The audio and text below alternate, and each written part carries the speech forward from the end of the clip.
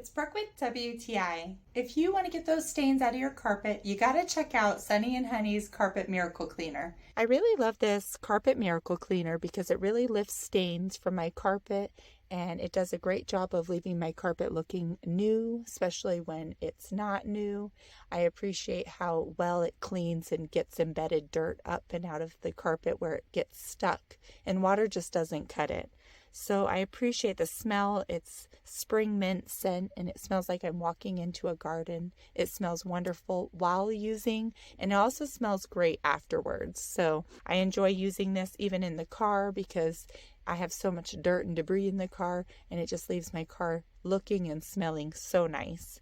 It's safe around my pets. It's also safe around my kids, and it also will last me a very long time. This gallon's worth is concentrated, so I don't need a lot. Just a little bit goes a long way, and you can adjust the amount that you need for water. I usually do 3 ounces to 1 gallon of water, and this is just the best thing if you have carpets and you want to get a deep clean. This really works for me. I love it, but that's just my point of view.